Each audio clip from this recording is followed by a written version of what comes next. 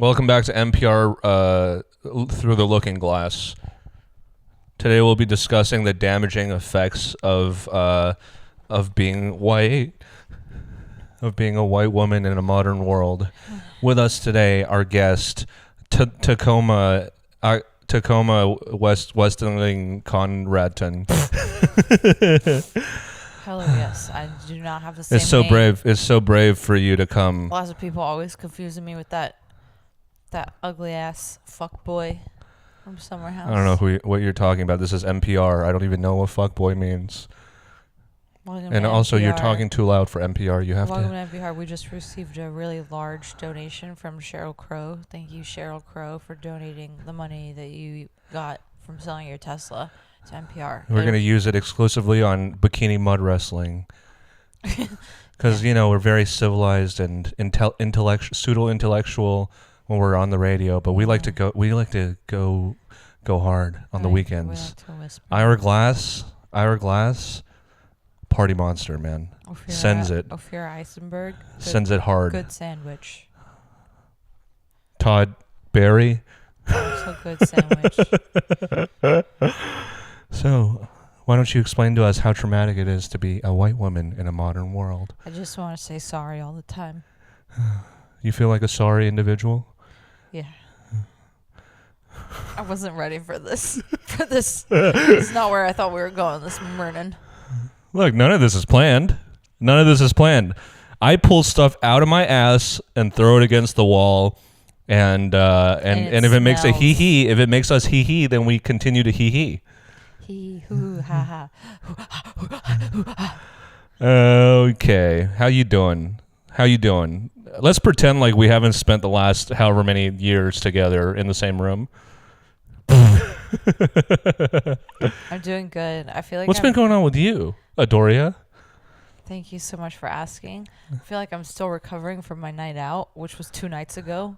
Yeah, she hasn't talked above like 3 decibels in 2 days. Yeah, I just was yelling too hard. She doesn't really have a happy medium. She's either screaming at the top of her lungs or she's... Yeah. Oh, that's so nice to meet you.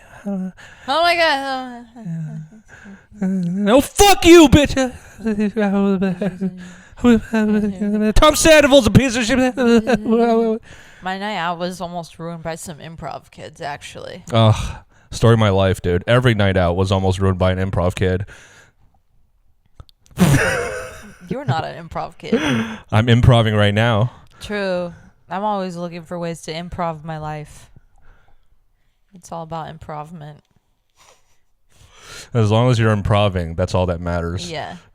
Always be improving. That's what PEMDAS stands for. Yeah, Please always be improving. Good old PEMDAS. No, I mean, like, I get why people join improv, and I get what the appeal is. It's just like you're deeply depressed. I can talk shit on improv kids because I was captain of the improv team. And once I got that role, never showed up.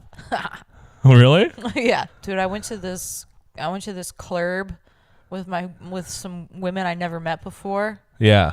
How was that? It was incredible, except for some thoughts I took down in my brain that I remembered. The improv kids, we were at this place and everybody was on the dance floor and it was too early, so there was like 5 of us on the dance floor in this place. Yeah.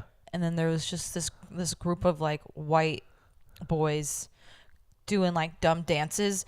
One of them would dance and then the rest of them around them would be like, oh, fuck yeah. And at first we were like, oh, okay, like cool vibes, like funny. Yeah. Like, yeah, starting the night off. I don't know. And then one of them got like some pills out of his pocket. No, and then they just kept doing that the whole night.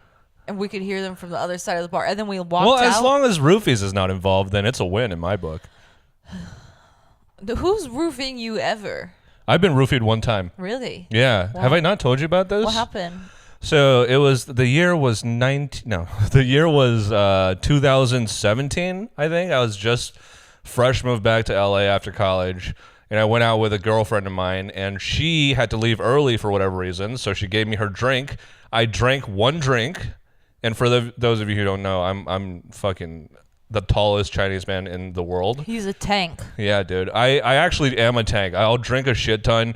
I had this one, I believe it was a gin and tonic, and I don't remember anything for like the next 2 days.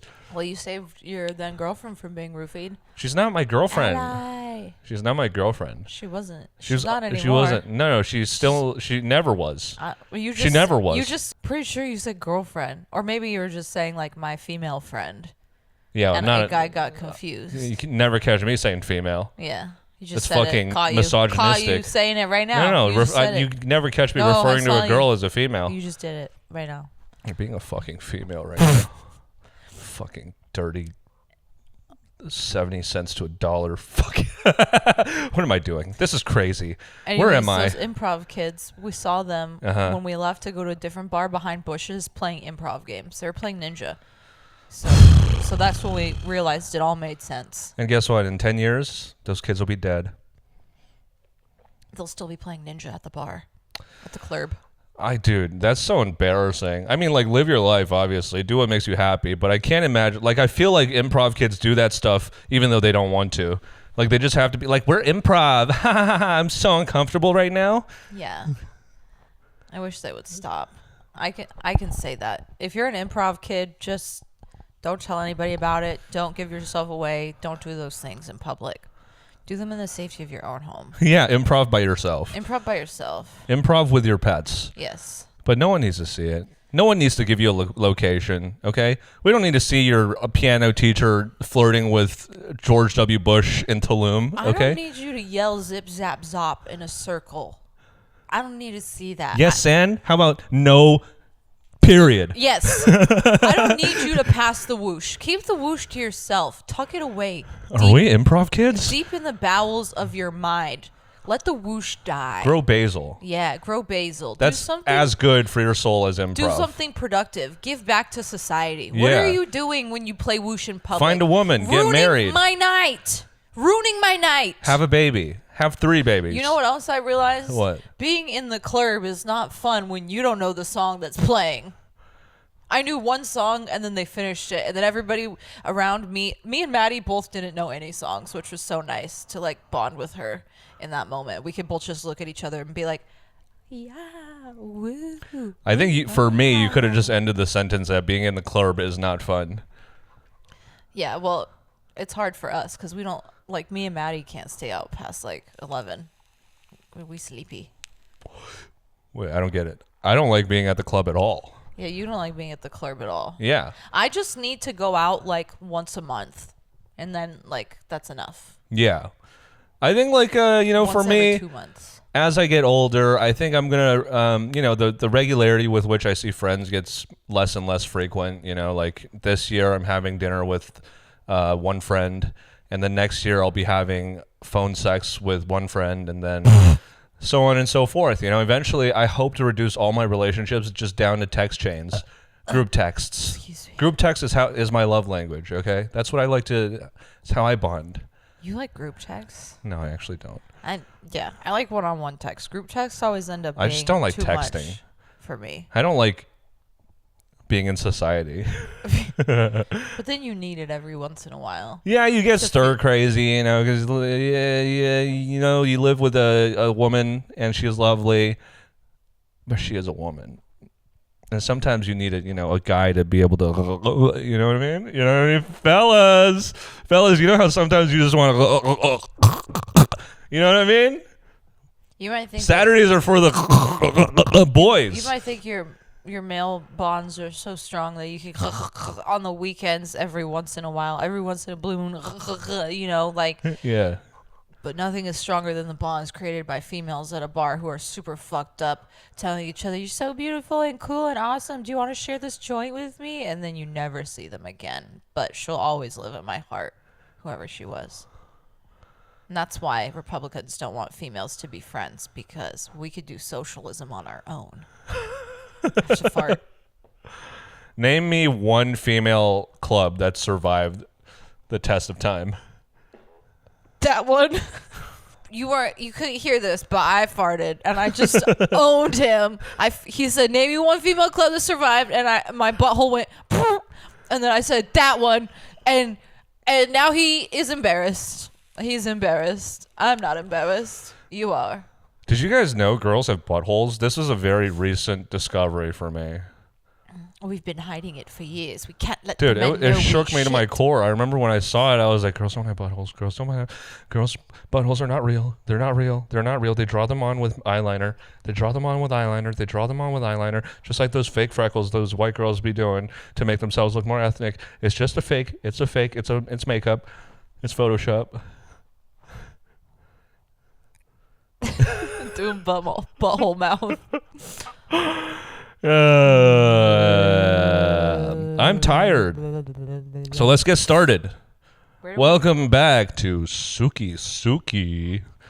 Oh yeah, the world's first Big Brother and Traitors sports podcast. Nice. Good.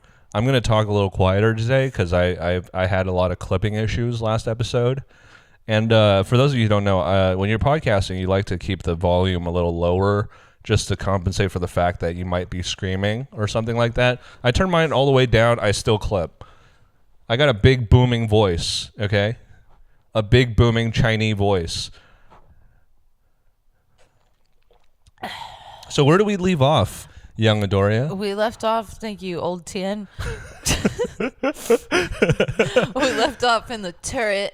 The fucking turret. Now I'm thinking of that Louis C.K. joke. Goddamn turret. Bitch ass turret. Bitch ass turret. I'm piss all over you, turret. We swap it out. Now it's Traitors. Ooh. Yeah. Now it's Traitors. So, a Traitors theme joke. Bitches Ooh. are up in the turret. I be disrespecting my turret because my dad disrespect his turret. That's where we left off, is that they're arguing about what's the best move. Danielle's trying to convince Carolyn that recruiting Brittany is a great idea. Carolyn's like, no, then it's 2 against 1. I'll never trust you ever. Blah. And Danielle's like, please work with me. And then so they decide to murder. They bounce around a few names. And then we get to breakfast. And who does not arrive? It was Sam. There you go. I was 1 episode behind. So Sam dies. His gorgeous, gorgeous face dies. He took it well. He's a good sport about it. Yeah. He was a big threat and he understands why they took him out. Right. Yeah, because he was finally goddamn starting to Sierra play. had to waste a shield for all the faithfuls. Her selfish ass. Sierra Miller is selfish. That's the take that we have on this podcast. She got banished. Yeah. She wasted her shield. Listen, he's making a lot of jokes right now. Sierra, if you're watching, I do not co-sign. I love you. I think you were a little hard on Luke, Sierra. I love you. Luke, piece of shit. I think you were kidding yourself with Westling Conradton. Piece of shit. He was creepy. Westling, yeah, you got egg on your face a little bit, but I stand by women's rights and wrongs. Always. So yeah, Sierra's a big dumb bitch, and she wasted her shield. Sam, go die. Yeah, and Sam passes away. And so, I mean, first of all, at breakfast, everyone was convinced that Dylan was the one who was going to be taken out. Yeah. Except for Tom Sandoval. Every week he's like, I'm surprised I'm here. I really thought they were going to get me this time because I'm so on their trail. Yeah, I mean, he is kind of the main character of the season. Tommy is, he's kind of leading he's a somewhat of a lone wolf, He was somewhat... Is this foreshadowing for the challenge? No. This is just how I feel. As like my real feelings about Tom Sandoval is that he's a leader. He's a maverick. Sorry, I'm choking because what you're saying is so gross.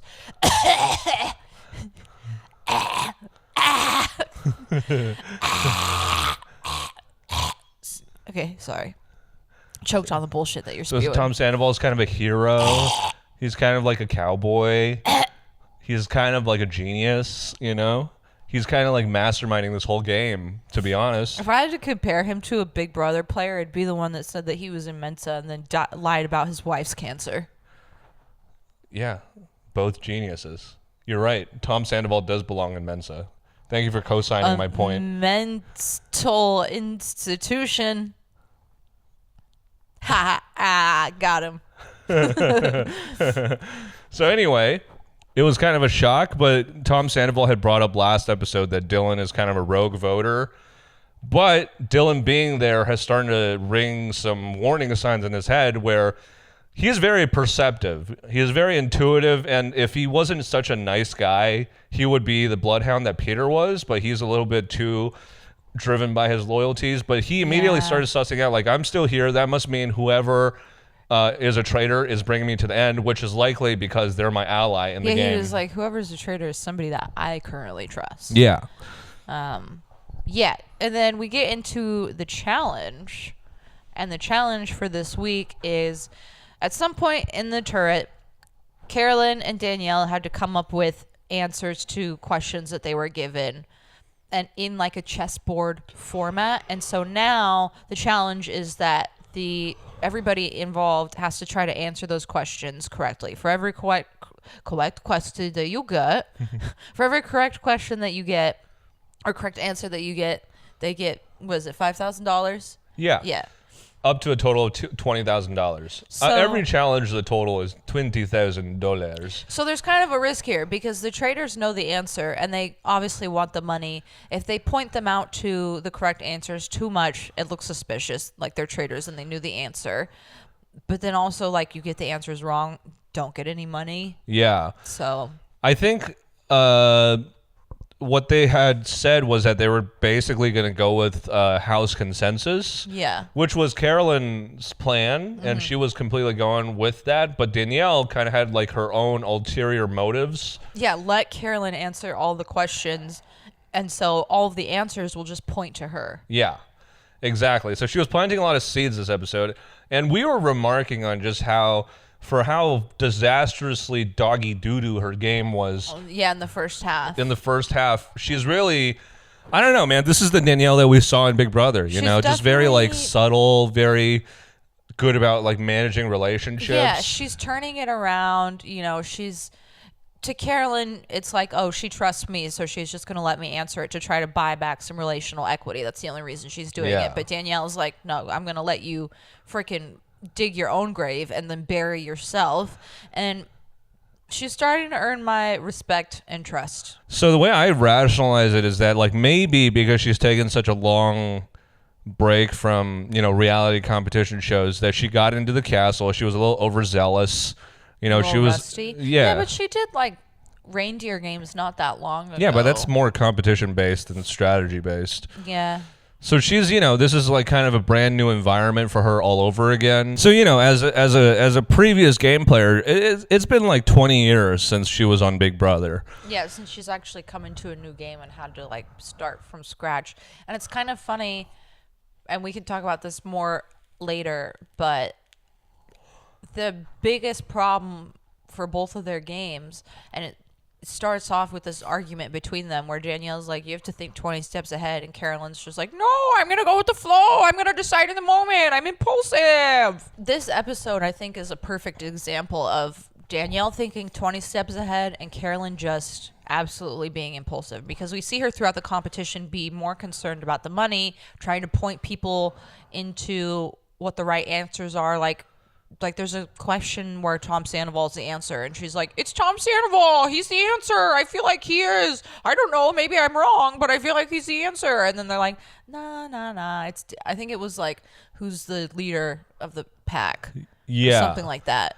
Yeah, and it makes me almost kind of wonder, like, what made her all of a sudden decide to speak up, because for so much of the game she was she was just kind of like being in the back seat, and it's not like anything really changed. It's not like people started pointing towards her. Yeah. It just seemed like maybe she got fed up not being listened to and all of a sudden just got triggered or something. I don't know, man. It just seemed very odd that all of a sudden she was like being so vocal. Yeah. Well, it's just, I think she really was starting to care more about the money, and it's kind of crazy because their games almost did a flip where Danielle in the beginning was doing too much, Carolyn was doing nothing. Now Danielle is like, I'm going to take a back seat and do nothing and let her do all the talking, and that becomes her downfall eventually. Because Dylan even goes into this competition like, I'm going to watch Danielle, because I actually think Danielle might be a traitor. Yeah, well, he goes back and forth.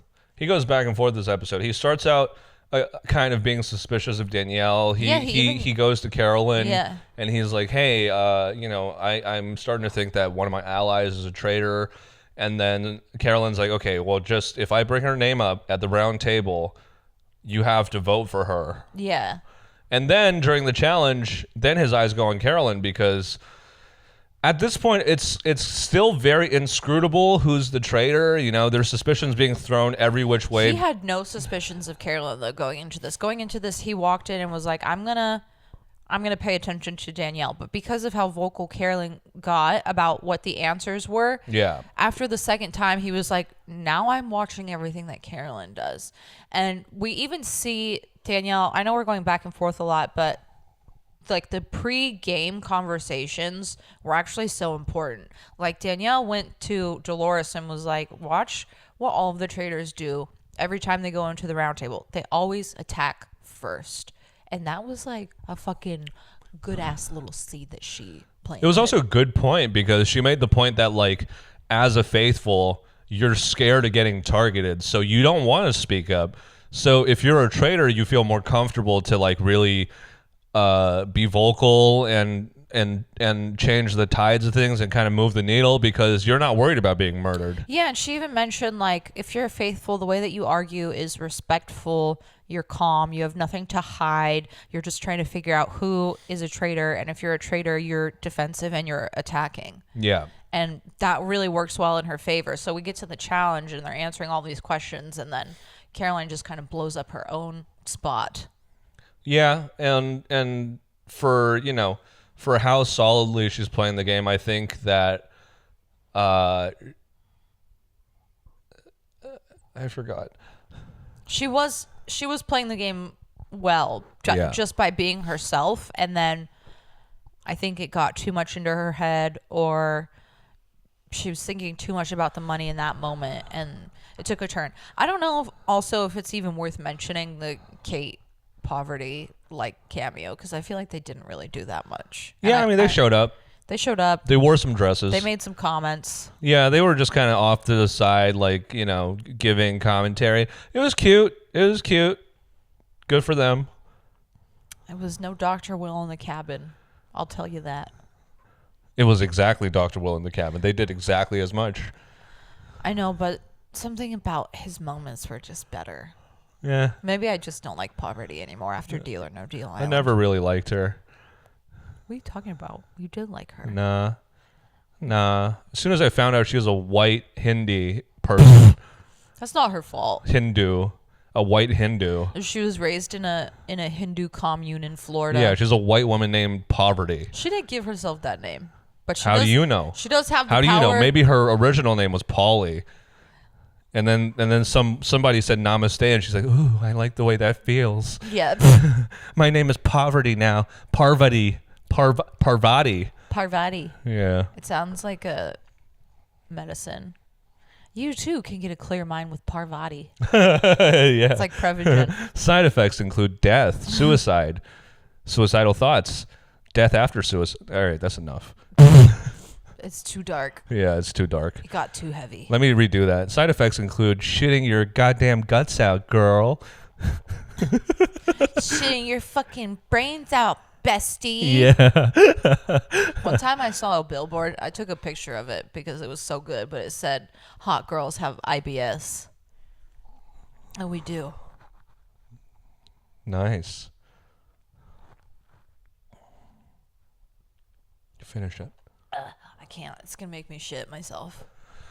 So yeah, we get through the challenge, and it seems like now all eyes are, not all eyes, but Dylan's eyes are shifted to Carolyn. I can't remember who does it, but somebody goes to Danielle, and then that's when Danielle is like, my eyes are, like, I'm fucking ready to lay her down at this fucking round table. Yeah. Destroy her, eat her up. So yeah, let's just skip ahead to the round table, and Carolyn let's talk about who won safety in the challenge. Nobody. Really? Yeah, nobody. There's no shield involved this time. They didn't mention. Is there no more shield for the rest of the show? I don't know, but I just know. I remember in this challenge, they didn't mention anything about a shield. It was just all about getting the questions right. Okay, well, let's talk about that. They got $10,000 out of 20 Yeah, they got 2 answers right. Yeah. It was cool. The presentation of this challenge was cool. It's giving Harry Potter. Yeah. It was giving, no, Ron, no. There's got to be another way. Do I stop Snape from getting that stone or not? Hurry, it's you! Not me! Not Hermione! You! It was giving that scene, It's going to be clipped for sure. Yeah. And, people are chit-chatting. Dylan goes to Carolyn because he's like, I might be suspicious of you. And then Carolyn starts bawling her eyes out and is like, people have always been underestimating me my whole life and not listening to me. I'm just like this. Which is, that was a real feeling. It was a real feeling that she channeled. Yeah. Because she and Dylan are so close. It's so funny, man. We were talking about it as the episode is going, but Dylan literally is so intuitive. His 3 closest allies are the traitors. I don't know if he was ever really onto Rob or just didn't want to get rid of him because he loved him so much. But with Carolyn and Danielle, he's onto them. And then when Danielle cried to him, he was like, oh, now I feel bad that I'm a person who's made you feel that way. He's just so emotional. He's just like he's not. Pure boy. Yeah, he's very empathetic. Yeah, but I just feel like he has these relationships that he cares so deeply about that it's making him not vote how he should vote sometimes. He's also fucking yoked. Yeah, he's fucking Traitors, Peacock. Those fucking shots you're giving us of Dylan, keep doing what you're doing. It's delicious. By the way, I watched High School Musical 2 this weekend. It does not hold up.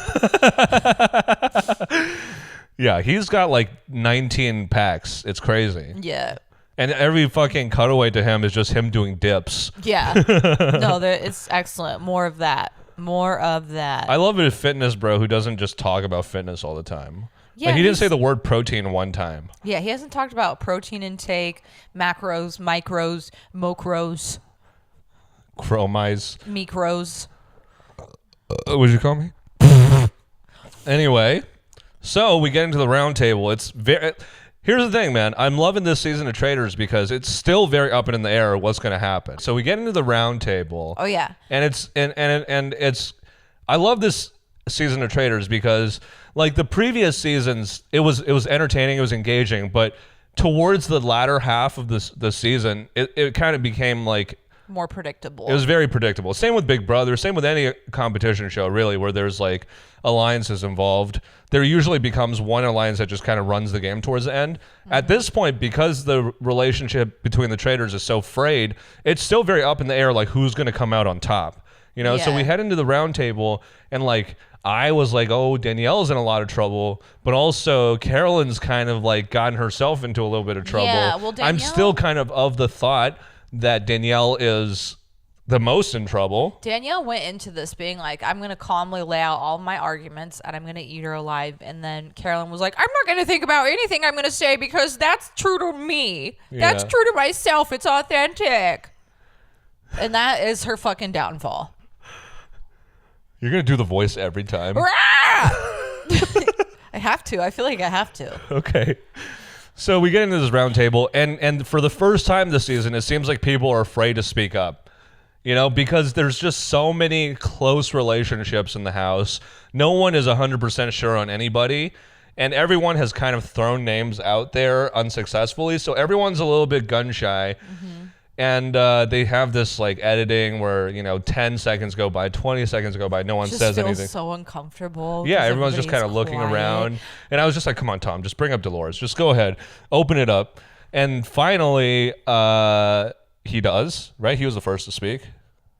I don't think so. I mean, he always votes for Dolores, and she votes for him, but I don't think he. Oh, okay. I don't remember him being the first to speak up. No, it was Ivor. Oh yeah, it was Ivor. He was like, I'm of the opinion that there's 2 traitors left, and they're both women. Yeah, and then Gabby was like, I just don't know if we can say that for sure. He's like, well, that's my opinion. Yeah. It's my opinion. It's the only opinion I've had this whole time. And then, what happens? And then Carolyn. I can't remember whether Carolyn speaks first or Tom speaks first.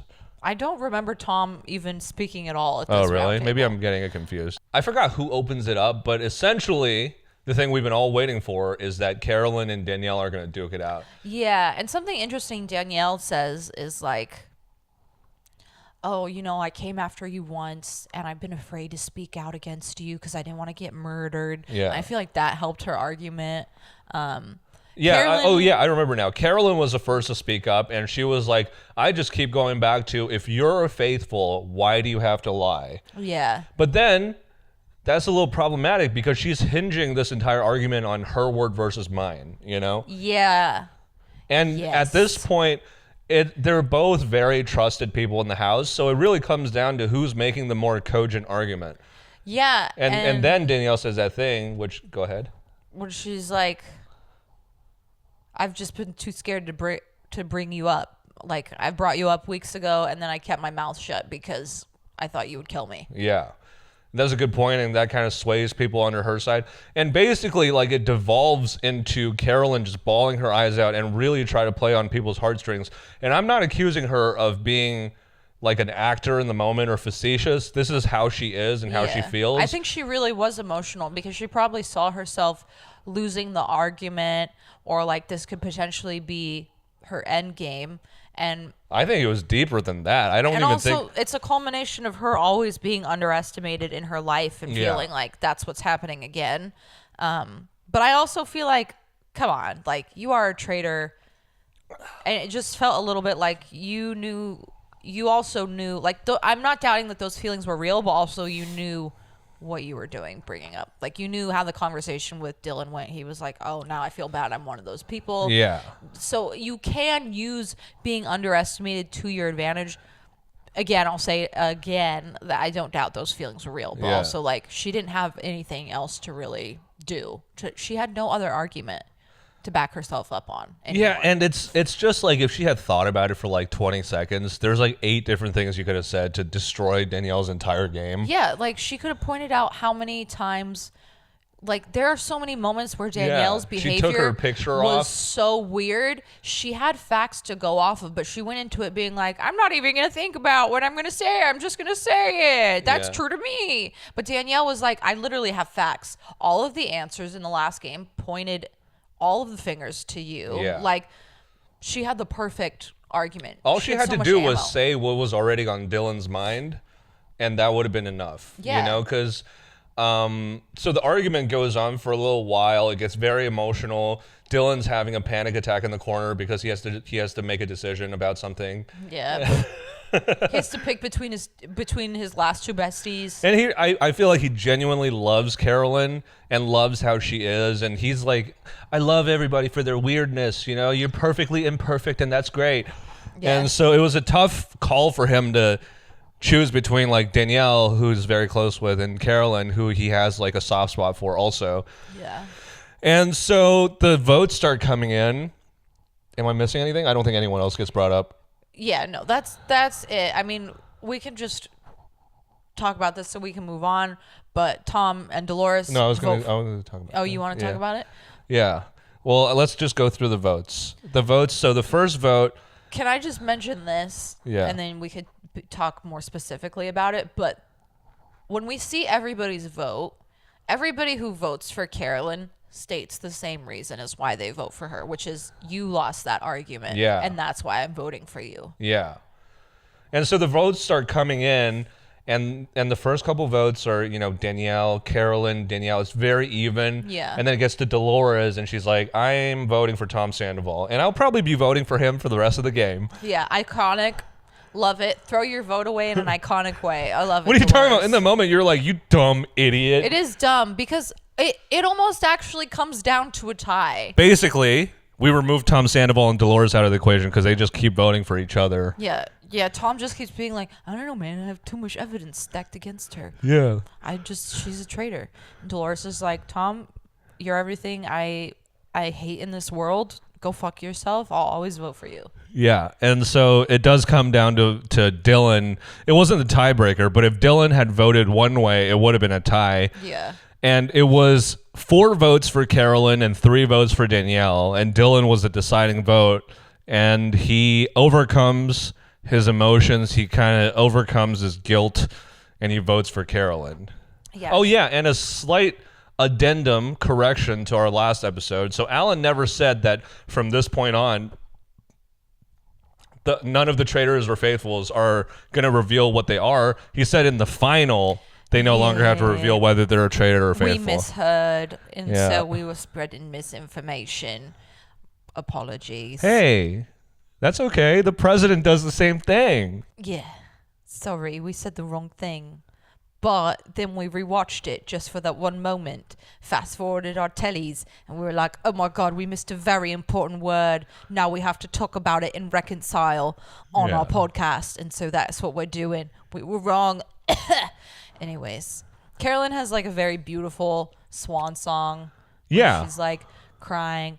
She was like, yeah, I just want, like, every day of my life I'm judged, I'm underestimated.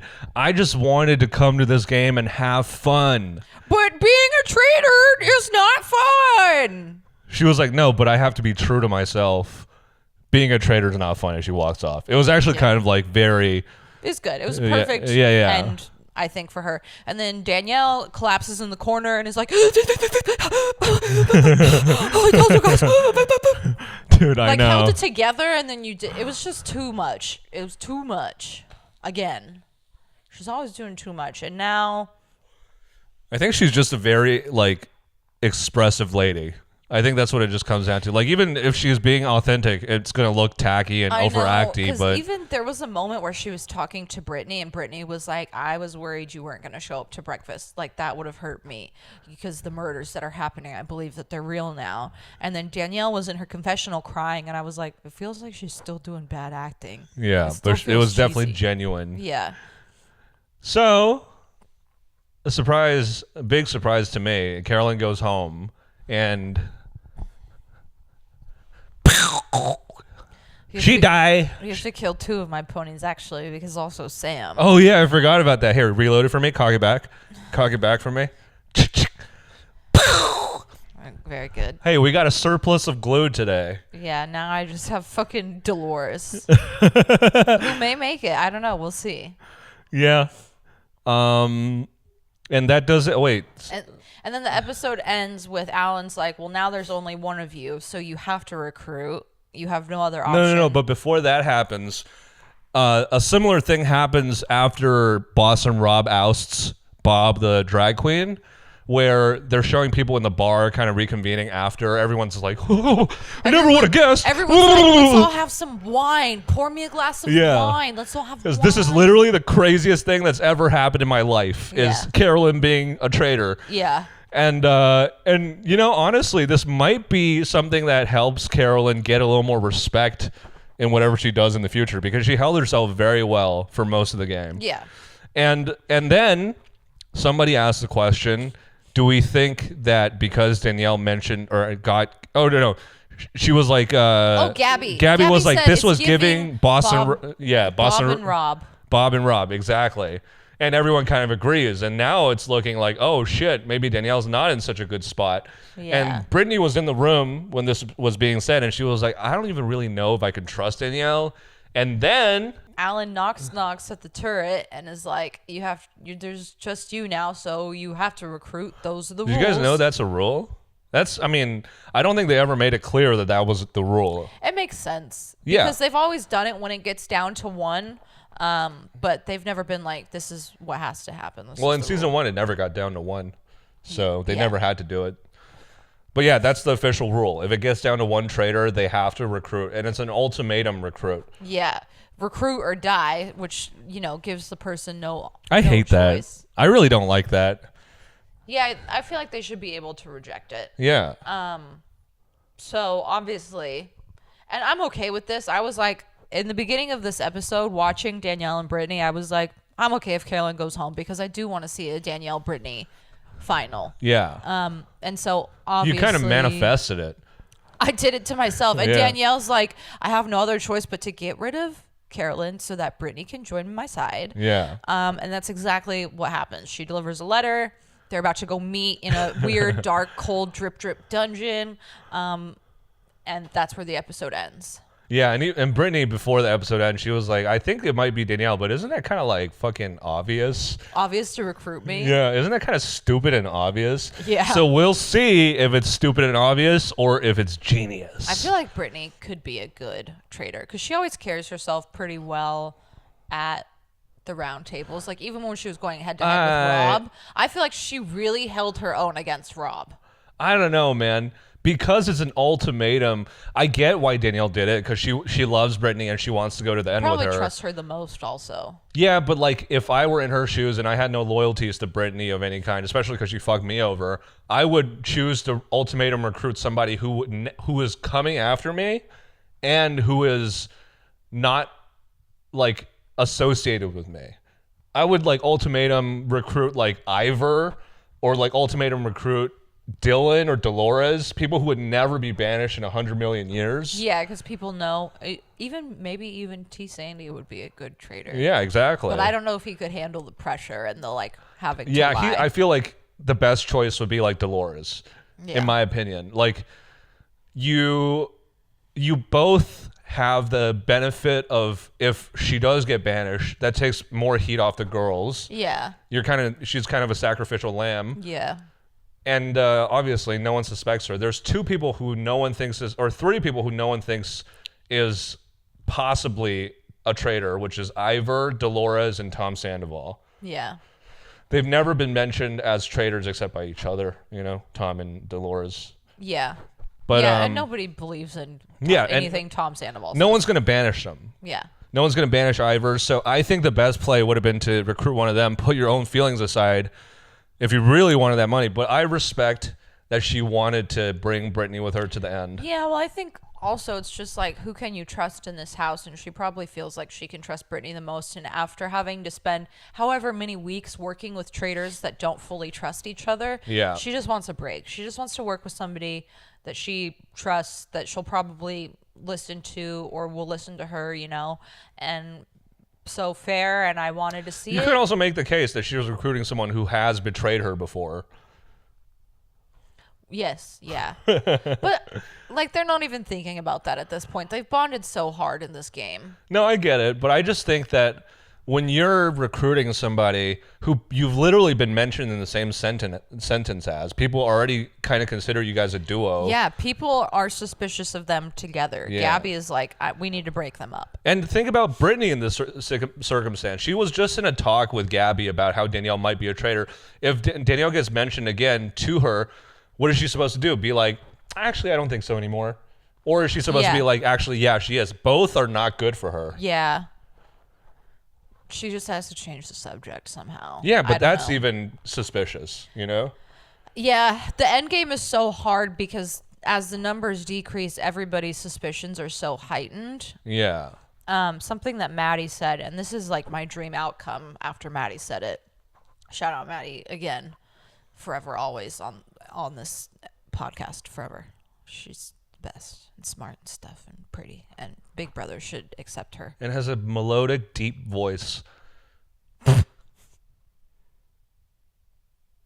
think so? I like her voice. I actually do. I was in the room working, and I didn't want to come out and hang out with them because, I'm a man. And yeah, you had no social battery. Yeah, I know. I literally was exhausted because I was working. Please tell Maddie I won't be socializing tonight. I do not have the energy. But the whole time they were talking about traitors, I was like, huh? So you literally did what I knew you would do, and you came and sat on the couch and you said, I can't not contribute to this conversation. Yeah, but I was listening to her voice and I was like, wow, she's got such a thick voice. It's just thick. And I never would have described Maddie's voice as thick or deep. I can't tell if you're joking right now. No, I'm not joking. I'm being 100% serious. Okay. I'm a big listener. Maddie, I would not describe your voice as that. I think it's girly. That's crazy because you just said off camera that her voice was thick. I guess we do switch up on camera. Interesting. I'll kill you.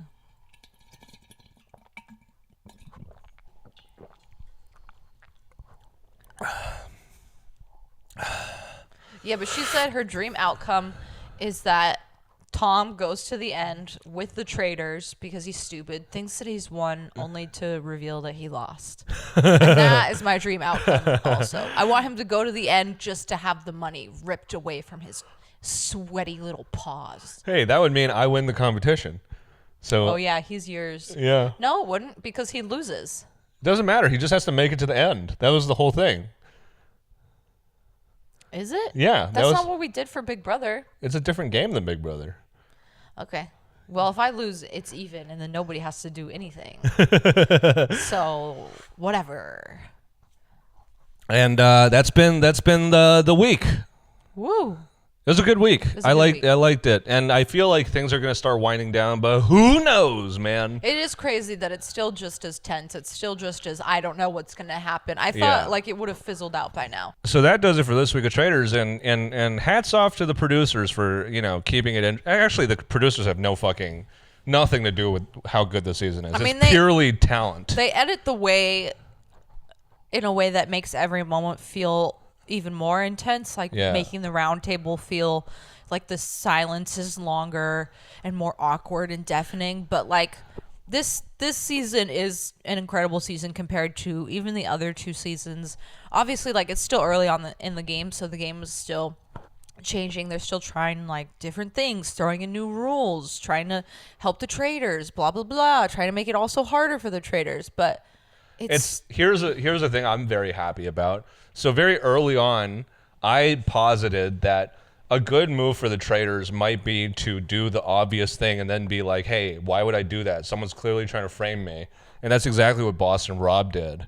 Didn't ultimately work out for him because he's Boston Rob, but I like that I called that out before it happened. Yeah, and it did get him kind of far in the game, further than I thought he would go. It bought him a couple weeks, and so I'm excited to see how the game develops past this point. Like maybe next season, the move would be to just say you're a traitor. Yeah. I'm a traitor. Yeah. And then people were like, "There's no way that what? No, maybe I'm a traitor. I'm a traitor. You should work with me so I don't kill you." Yeah. That'd be interesting. Yeah. Maybe people will play more mind games. It's sad that Dr. Will. So we were watching Deal or No Deal Island, and Dr. Will got eliminated. And he said he officially retires from reality TV. I think it's a shame that he never got to participate in Traitors. I feel like he lives a very good life, and it was probably a lot for him to leave the comfort of his home to do the things that he's done recently. I know, but it's a shame for me as a fan of competition game shows to not be able to see that happen. Dr. Will, we missed you. Because Traitors has given me like a lot of my favorite Big Brother contestants. It's given me Derek. I never felt any type of way about Cody, but it gave us Cody. I love Brittany. How do you think Enzo would do on this game? I think they get rid of him so fast. You think? He's so likable, though. He is, but I can see people who don't know him being annoyed by him. I don't know, man. He's not like Reza from season 1 where he's hella chatty. He just kind of makes his quips. He's like, oh, hey, oh. I'm the meow meow. Yeah, meow, hey, whoa. Hey, whoa, hey. I live with my mother. Yo. She lives with me now. Yeah, I don't know. Actually, that could be a fun idea for a game later on, is who should go on. Actually, we already said that last episode. Who should go on? Yeah. Stassi Schroeder. Stassi. Lindsay Hubbard. Yes. Lindsay Hubbard. I want Lindsay. Petition for Lindsay to get on Traitors. Yeah. She can't anymore. She has a baby. No, I think she could do it. I think she would do it. You think? Yeah. Leave her baby alone? I feel like I remember her saying something on Watch What Happens Live. Oh my God. I would love that. Yeah, I support that. Yeah. I want to see Andy Cohen go. I think it would be weird to see him in like a non-host situation, but for some reason I want to see it. I feel like people would be afraid to do anything because he's technically all their bosses.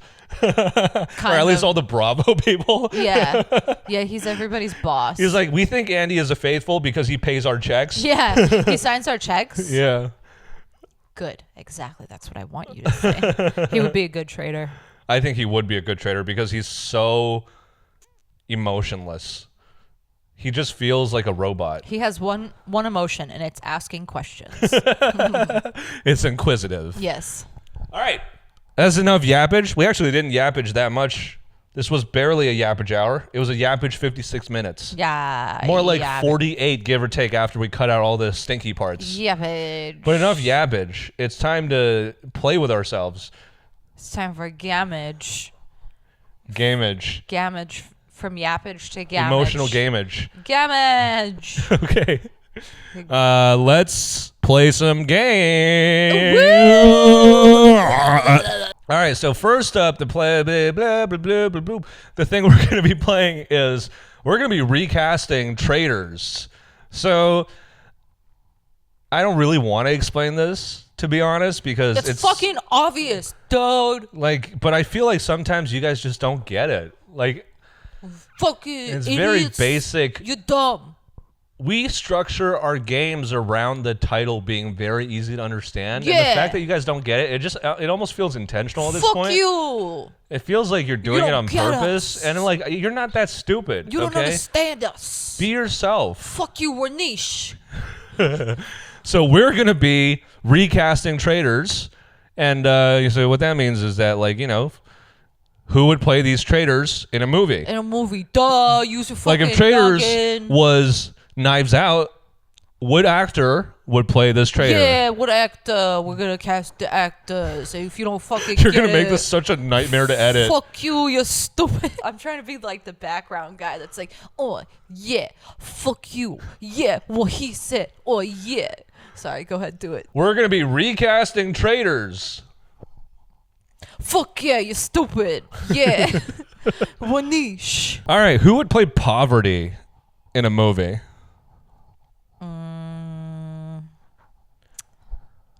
I feel like there is like an obvious answer. I just feel like looks wise.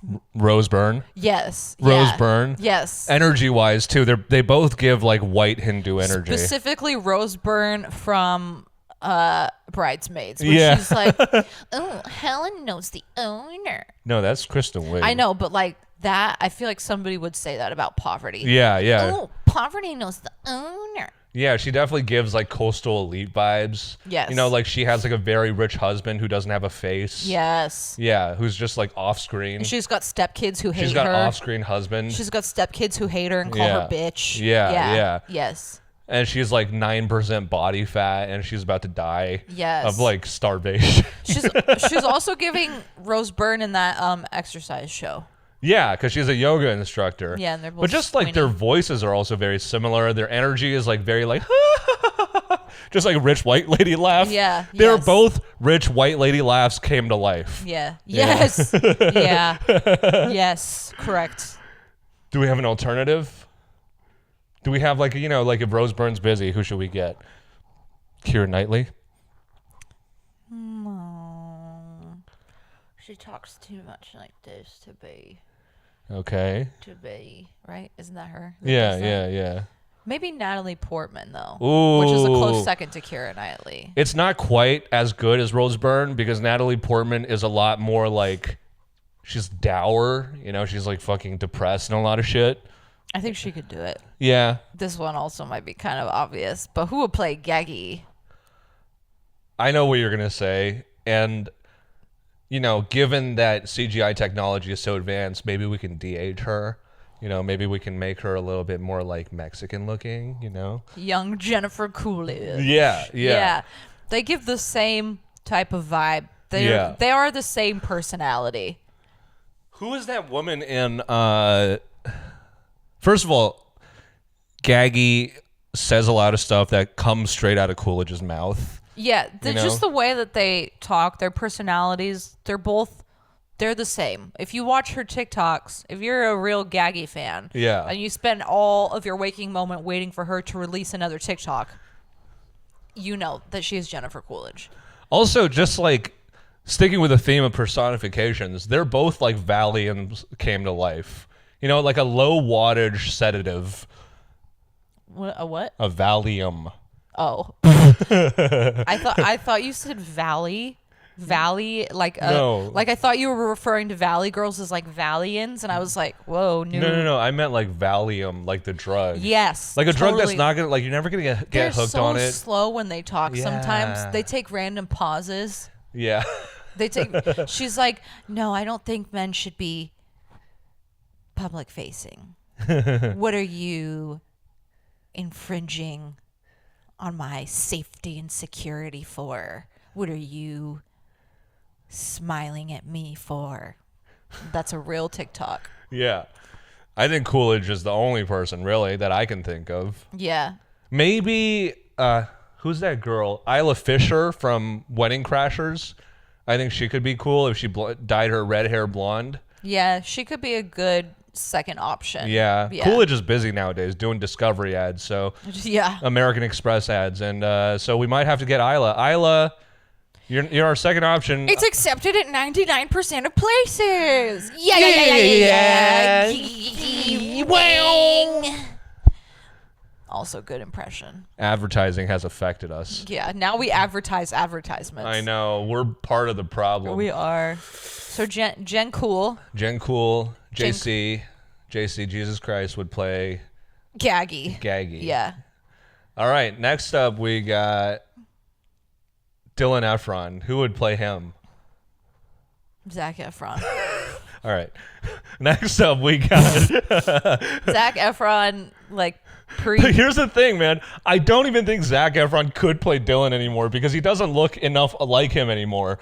Like young pre-motorcycle accident Zac Efron. Yeah. Yeah. I feel like he could do a good job though, like nowadays acting wise. Yeah. I mean, I never doubted his acting. It's just that they don't look alike anymore. Yeah. They looked very alike when he was younger. Yeah.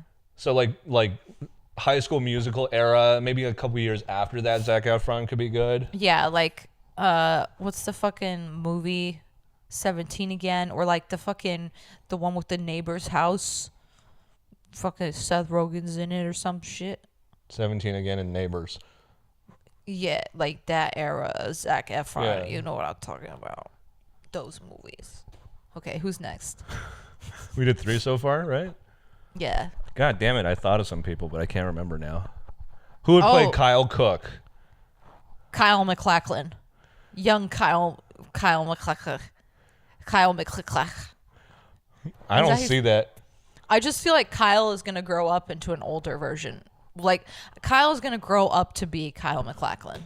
I don't know, man, because Kyle gives me more like douchey New York vibes than like nautical. I feel like he's going to turn into the captain. I don't know. I don't see it. I don't see it. I don't think he's going to become that kind of rich guy. I feel like he's going to be the kind of rich guy who's still in clubs when he's like 60. Like still trying to be cool and hip and young. I think Seth Green, in terms of looks. I just feel like Seth Green's too scrawny looking. Kyle is so tiny. He's short, but he's fucking packing some heat. He's got muscles and shit. I think Seth Green has like muscles also. I vote Seth Green. Well, we'll just have to agree to disagree. I definitely don't agree with Kyle MacLachlan. Well, too bad. It's what I think. It's my opinion. Like, I see Kyle MacLachlan, Dr. Will comparisons, but like not Kyle. Well, I pick Kyle. I don't give a fuck what you think. You can have your pick. I'll have my pick. I'll go do this movie over here. You go do your movie over there. Okay, so who should we do last? Oh, who would play Tom Sandoval in a movie? I feel like this is an insult to this actor. It's an insult to any actor to play Tom Sandoval. But I think Walter's Goggles would do a really good job. Walter Goggins. Yeah, I agree.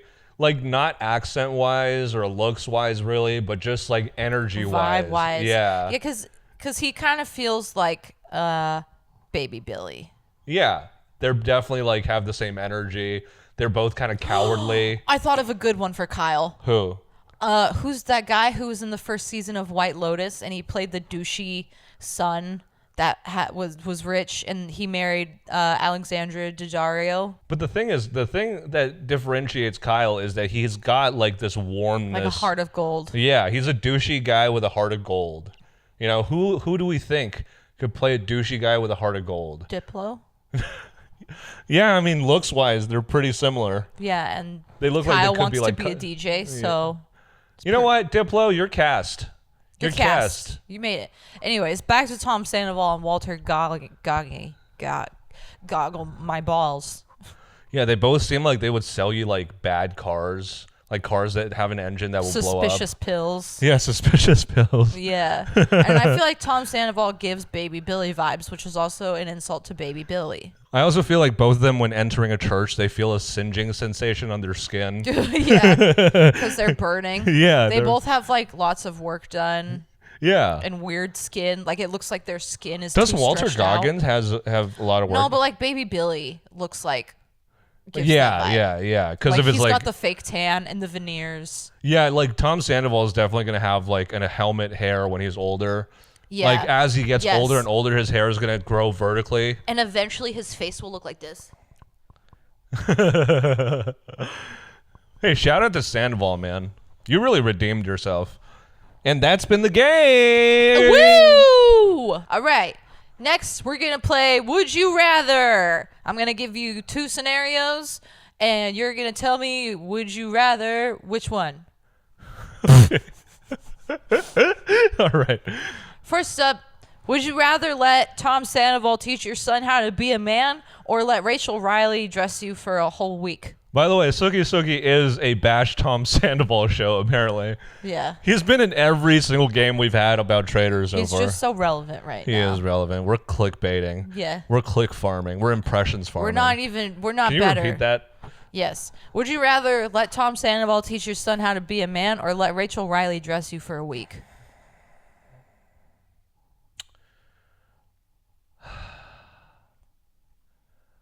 I mean, I don't really go outside. I'll let Rachel dress me. Okay. I'll wear a beret while I play video games. That's okay. That's fine. I'll wear a sparkly sequin top. Yeah. While laying in bed.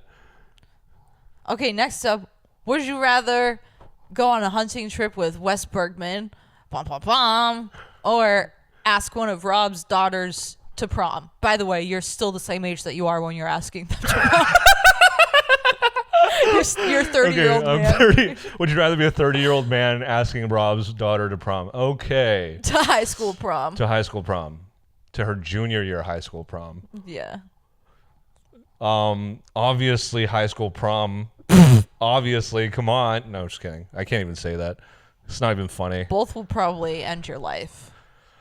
See, I feel like if you go on a hunting trip with Wes Bergman, it's going to end up like a hunting trip with Dick Cheney, where he's going to be like, oh, I didn't see you there, friend.